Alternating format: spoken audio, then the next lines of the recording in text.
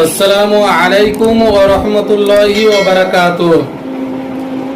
আপনারা দেশে বিদেশে যেখান থেকেই আমার এই অনুষ্ঠানটি দেখছেন, HR টিভি 10 এর পক্ষ থেকে আপনাদের সকলকে স্বাগত জানিয়ে আজকে যে বিষয় সম্পর্কে আমি আলোচনা করব, অত্যন্ত গুরুত্বপূর্ণ একটি বিষয়, অত্যন্ত গুরুত্বপূর্ণ একটি টপিক। আর সেই বিষয়টি হচ্ছে বই পড়ার গুরুত্ব সম্পর্কে। কেননা যখন থেকে আমাদের হাতে স্মার্টফোন এসেছে, তারপর থেকে একটু নয় অনেকটাই কিন্তু বই পড়ার গুরুত্ব কমে গেছে। আগে আমরা দেখতাম, যখন বাসে ট্রেনে সফর করতাম, যাতায়াত করতাম, তো দেখতাম বিভিন্ন মানুষের কাছে কিন্তু বই থাকতো। ট্রেনে বাসের মধ্যে মানুষ বই পড়তো।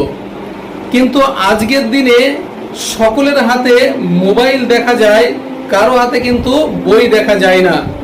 সেই জন্যে এই মোবাইল আসার পর থেকে বই পড়ার গুরুত্ব অনেকটাই কমে গেছে। তাছাড়া আমাদের ছাত্রছাত্রীরা, আমাদের স্টুডেন্টরা আজকে তারা মোবাইল অ্যাডিকশনে, মোবাইলের নেশায় তাদের কাছেও বই পড়ার গুরুত্ব কিন্তু অনেকটাই কমে গেছে। ফলে তাদের রেজাল্টটাও খারাপ হচ্ছে। প্রিয় নবী সাল্লাল্লাহু আলাইহি ওয়াসাল্লাম তিনি বলেন, উতলুবুল ইলমা মিনাল মাহাদি ইলাল লাহাদ, যে তোমরা জ্ঞান অর্জন করো, লেখাপড়া করো, শিক্ষা অর্জন করো একেবারে দোলনা থেকে কবর পর্যন্ত। তো প্রিয় নবী সাল্লাল্লাহু আলাইহি ওয়াসাল্লামের এই হাদিসের দ্বারা বোঝা যায় যে আমাদের টোটাল লাইফটাই কিন্তু স্টুডেন্ট লাইফ, পুরো জীবনটাই কিন্তু আমাদের ছাত্র জীবন। একেবারে দোলনা থেকে কবর পর্যন্ত আমাদেরকে লেখাপড়া করতে হবে, আমাদেরকে জ্ঞান অর্জন করতে হবে, আমাদের শিক্ষা অর্জন করতে হবে। আর এই শিক্ষা অর্জন করার মাধ্যম কিন্তু হচ্ছে বই। সেই জন্যে জেনে রেখো যে বই হচ্ছে আনন্দের প্রতীক। বই একজন মানুষকে মুক্ত চিন্তার অধিকারী করে দেয়।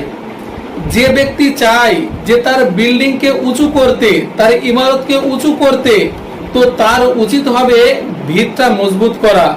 কারণ বিল্ডিং যত উঁচু হবে, ভিতটাও কিন্তু ততটাই মজবুত হওয়া চাই। বিল্ডিং যদি উঁচু হয় আর ভিত যদি মজবুত না হয়, সেই বিল্ডিং কিন্তু থাকবে না, সেই বিল্ডিং কিন্তু পড়ে যাবে। অনুরূপভাবে যে চাই জীবনে বড় কিছু হতে, যে চাই লাইফে বড় কিছু করতে, তো তার উচিত বই পড়ে পড়ে নিজের ভিতটাকে, জ্ঞানের ভিতটাকে, শিক্ষার ভিতটাকে মজবুত করা।